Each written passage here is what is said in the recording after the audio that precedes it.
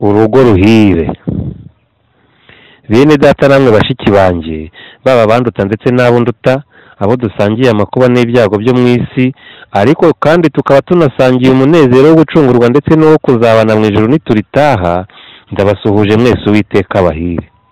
Maze rero ntatinze, muri iyi audio ngamije kuganira namwe kuri byinshi byo mu mibereho n'imibanire by'abantu ku isi nk'uko bikubiye mu gatabo kiswe urugo ruhire, kandi abazumva iyi audio mwese ndabizeza ko mutazabura kugira byinshi mwungukiramo, bikabagirira akamaro mwebwe ubwanyu, iwanyu ndetse n'abanyu muri rusange. Mu by'ukuri hatabayeho ubuntu bwa rurema ngo ahaguruka atabare maze abantu babe mu iroro barimo, impagarara n'impaka no kutumvikana bikomeje kubyiganira mu mitima ya benshi muri iki gihe, byazahinduka umuriro utwika ubwenge maze ishyano rikagwira n'abatabifitemo uruhare. Ibyo mvuga kandi si umugani, ahubwo ubujiji n'urwango niwo mukino ugezweho uri gukinwa na benshi muri iki gihe, baba abasaza n'abakecuru, abagabo n'abagore, abasore n'inkumi. Ariko ikibabaje cyane kurushaho ni uko usanga n'abana babyiruka bawumenyerezwa ndetse bakiri ibitambambuga bakamenyerezwa kumviriza abantu baganira ngo baze kubona inkuru bashyira ababyeyi babo. Ishyano nk'iryo riranagana henshi, kandi abo ryamaze kugwaho basigaye ari ingwizamurongo ku isi. Uwo mukino ufite abakinnyi benshi, kandi baramutse batihannye bazawuruhuka ari uko bapfuye, ndetse n'ikimenyimenyi ubu benshi bamaze kubanyaga gusinzira, barara bakanuye bukarinda bucya. Ab'urwango n'amazimwe birembeje ntibaregama iwabo mu ngo zabo, ahubwo bihutira agasoko k'amazimwe kuko karema buri munsi, kandi kurema iryo soko no kurihahiramo ntibirushya ababuze ubwenge. Utega amatwi ugacyura amazimwe, washyushya inkuru ugacyura gukeka ikibi, waba umunebwe ugahabwa kubeshya, kandi ukambya agahanga ugahabwa amacakubiri. Kubwo gushaka umuti w'ibibazo byugarije abantu rero, nicyo cyatumye handikwa aka gatabo mbabwira kitwa urugo ruhire, kandi iyi audio ndi kubabwira umuzingo wako wa mbere. Ijambo ry'Imana muri Bibiliya mu gitabo cy'umuhanuzi Mika igice cya 7 umurongo wa 5 n'uwa 6 hagira hati: ntimukizigire inshuti, ntimukiringire inshuti y'amagara, ndetse n'umugore wawe mupfumbatana ntukamubumburire umunwa wawe ngo ugire icyo umubwira, kuko umuhungu akoza isoni, umukobwa agahagurukira nyina, umukazana agahagurukira nyirabukwe, abanzi b'umuntu n'abo mu rugo rwe. Nk'uko ijambo ry'Imana ribivuze rero, abanzi babi cyane n'abo mu rugo rwawe. Utese gute? Umwanzi wawe wa mbere ni wowe ubwawe, kuko iyo wanze ibyiza uba wiyanze, ukabona ahindutse umwanzi kabuhariwe w'Imana yawe, kuko uwaguhemukira ntiwakomeza kumwita inshuti. Umwanzi wawe wa kabiri ni inshuti yawe, niwe musangira akabisi n'agahiye, uwo mwanze mukamufatanya mukamutaramiraho, uwo mukunze mukamuhuriraho mumutaka, agatega umutego wo kwibwira ko aruta abandi. Erega burya iby'inshuti bikunda kurenga urubibi bitewe no kwiringirana, maze Satani akabereka iby'abandi akabahisha ibyanyu. Kubw'ibyo rero, gucika Satani yaguturutse ku nshuti biraruhije, ariko kandi biranashoboka. Iyo uhanze amaso Yesu mu bwiza bwe, iminyururu yari ikuboshye iradohoka, ubwenge bukakubaza butese byakumarira iki gukora ibitagira inyungu. Umwanzi wawe wa gatatu n'uwo wanga. Byumvikane neza, umwanzi wa gatatu si ukwanga ahubwo n'uwo wowe wanga. Burya umuntu ukwanga n'ibyo yagukorera byose ntibyakubuza kujya mu ijuru, kuko ibyo akuvuga bitazigera bikujya mu mutwe.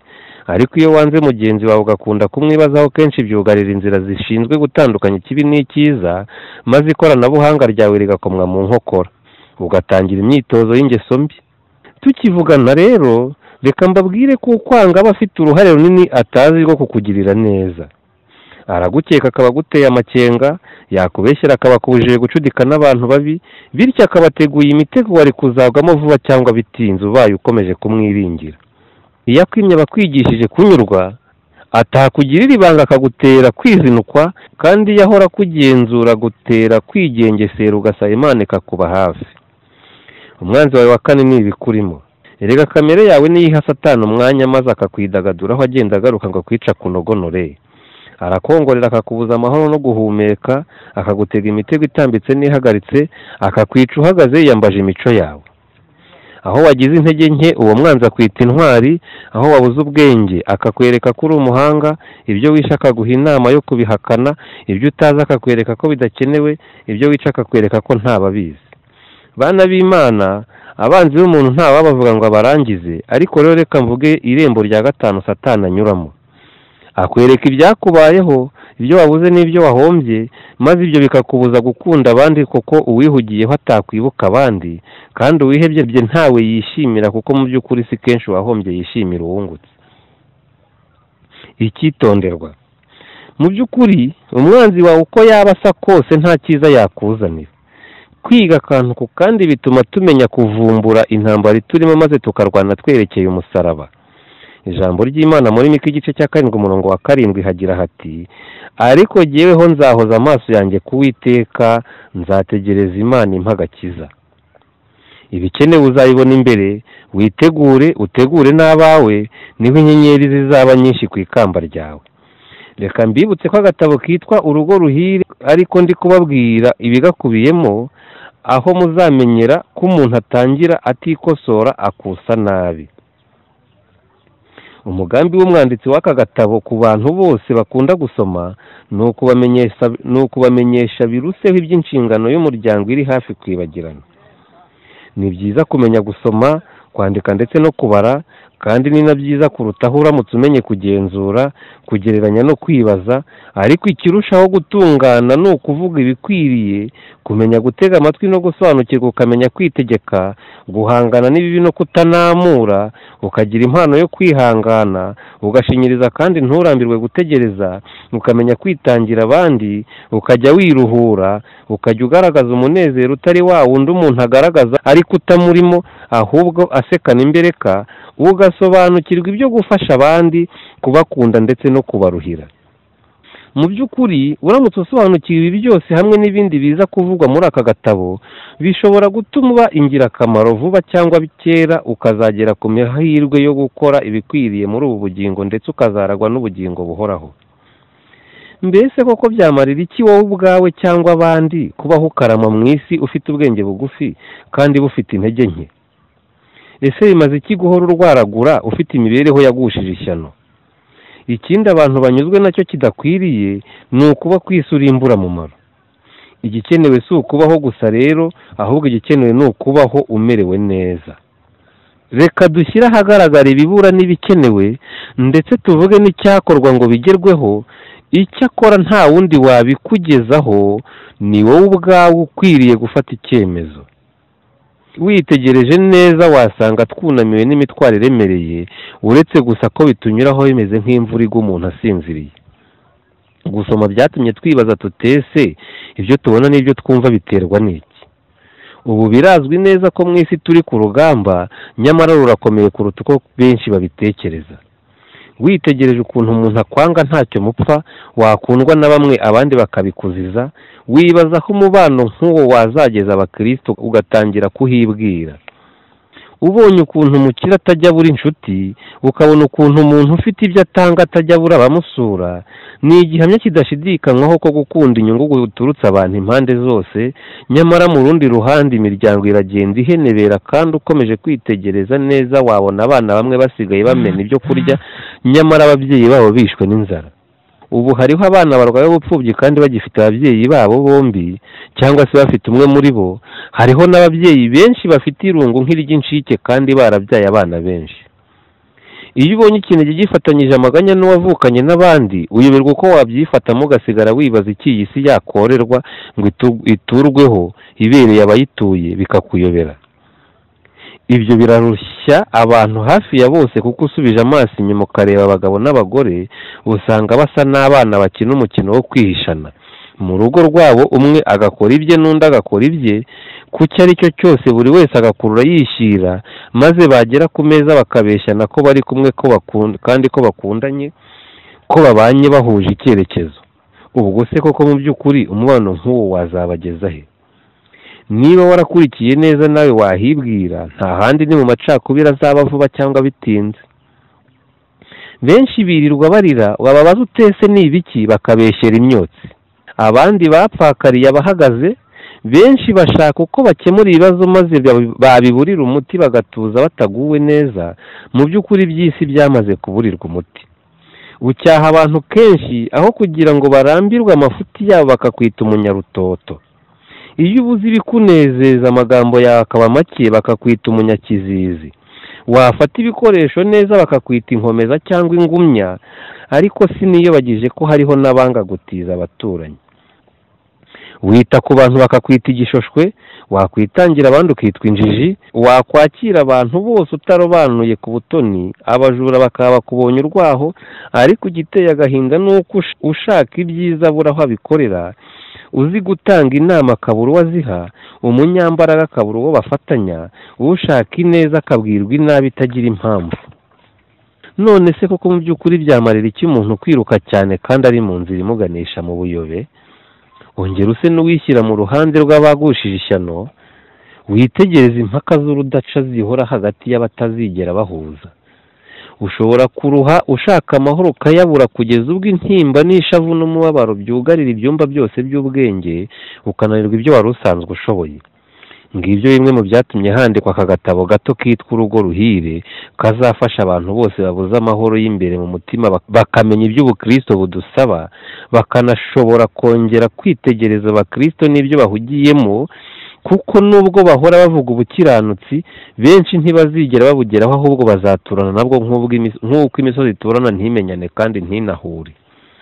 Kugira ngo umenye ko umuntu akurira mu buntu, ubibwirwa n'isano nzima agirana n'abo bakorana, uwo bashakanye, abana be, inshuti ze, abo banganya icyubahiro ndetse n'ibyo agirira abandi. Burya ubukristo nyakuri bugaragarira mu ngeso za nyirabwo. Ishyari naryo riri mu bimaze kubuza abantu benshi amahoro, kuko ubu umwuka wo kwihorera niwo ubisikanira mu ntekerezo z'abantu. Mu butumwa bwiza uko bwanditswe na Matayo igice cya 5:38 kugeza kwa 41, Yesu yagize ati: mwumvise ko byavuzwe ngo ijisho rihorerwa irindi n'iryinyo rihorerwa irindi, ariko jyeweho ndababwira kutabuza umuntu mubi kubagirira nabi. Ugukubise urushyi mu musaya w'iburyo umuhindurire n'uw'ibumoso. Umuntu nashaka kukuburanya ngo agutware ikanzu yawe umuhe n'umwitero, ugutegetse kujyana nawe mu gikingi kimwe umujyane no mu cya kabiri. Ubu bigeze kure cyane, kwishimira uwakugiriye nabi biraruhije cyane kuruta uko umuntu yabyibwira, kuko ushobora kwihangana kumugaragara ariko mu mutima amahane atogota. Ushobora kandi guhunga uwakugiriye nabi cyangwa ukanga kumureba, cyangwa nawe ukamugirira ibyo yakugiriye, ndetse wowe ukanamurushirizaho kugeza ubwo umutesha umutwe, ariko ibyo wakora byose wihorera nta mahoro, nta kiruhuko, nta n'umunezero byaguhesha, ahubwo ni wowe byarushaho kuzambya no kuzika kure, kuko ni nko gukorera umuyaga. Ahubwo umuti ni mu butumwa bwiza bwanditswe na Matayo igice cya 5:11 kugeza kwa 12, ahagira hati: namwe muzahirwa ubwo bazabatuka bakabarenganya, bakabeshyira ibibi byinshi babampora. Muzanezerwe, muzishime cyane, kuko ingororano zanyu ari nyinshi mu ijuru, kuko ariko barenganyije abahanuzi ba mbere. Murahirwa iyo babatuka bakabatoteza, bakabeshyira ibibi byinshi ari nge babahora. Mujye mwishima kandi munezerwe, kuko muzabona ingororano ishyitse mu ijuru. Niko batotezaga abahanuzi b'Imana bababanjirije. Mbese hari ubwo waba warigeze kwihorera mu magambo, mu bikorwa, mu ndoro no mu myifatire? Ibyo kandi bishobokera umuntu wese iyo atarinzwe n'umwuka wera, kuko niyo kamere tuvukana. Rero ni byinshi wishe muri ubwo buryo, wabanje guhemukira Imana yawe ukurikizaho mugenzi wawe, kandi nawe ntiwahemukiye wisize, ahubwo wihemukiye utyo. Ibuka ko ibyuzuye umutima ari byo akanwa kavuga. Iyo wanze guhemukira Imana igukorera ibintu 8 bikurikira: ubashishwa kwicisha bugufi, ukagira imibereho yitangira abandi, ugakungahara mu by'umwuka, ukanyurwa n'ibyo ufite, ugasobanukirwa iby'umwuka mu buryo buhagije, ugakura mu by'umwuka, ugahabwa gukiranuka, kandi ugahabwa gukunda Imana bikakubashisha gukunda n'abantu kandi uzi neza ko badakunditse. Ibi byose uko ari 8 niyo ngaruka nziza igera ku bantu bihaye Imana, kandi uw'Imana ibikoreye wese bimugeza ku kiruhuko cyuzuye. Niba rero hari intego ihamye yo kuba abantu b'Imana mwari mufite, aka gatabo Urugo Ruhire kazabafasha. Niba ntayo mwari mufite, kazabakingurira ubwenge maze mushaka ibikenewe. Niba kandi mwari mwaratangiye, kazabongerera ubumenyi. Mu gutegura aka gatabo, umwanditsi wako Nzungu Gadi ntiyabitewe no kubarusha ubwenge cyangwa ubugenzuzi bwinshi afite, ntiyanakurikiranye umuntu wese uko ari n'uko akora, ahubwo yifuje kwegereza umuntu wese ibikwiriye kugira ngo abashe n'abashaka ijuru bibafashe mu byo basabwa mu myiteguro yabo. Ikindi yashaka ko bamenya neza cyane ni uko iyo uhaye abandi amahoro uba wiruhuye ubwawe kandi ukaba uruhuye n'abandi, bityo ukaba uhindutse muganga wivura ubwawe ukavura n'abandi indwara ziterwa n'amahoro make. Burya ibanga abantu batazi ni iri: iyo wishe itegeko cyangwa ihame wahawe n'Imana ryo ntiripfa, ahubwo ni wowe upfa buhoro buhoro. Ku bw'ibyo rero n'indwara zifite aho zituruka. Aho ni mu mirire n'iminywere idakwiriye, kutaruhuka bihagije nijoro, kudakora imirimo y'amaboko no kubura uguhumuriza igihe ugeze mu bibazo. Indwara zikomokaho nta muti wo kwa muganga wazivura. Ntimukababare, ntimugashavure, ndabingingira ngo Uwiteka Imana Data wa twese izabafashe. Ahasigaye ubwenge, ubuhanga, ubushishozi n'ubugenzuzi bizaba ingororano yanyu mu izina rya Yesu. Byanditswe na Nzungu Gadi, njye ndi mu Rutabakobwa Fidèle.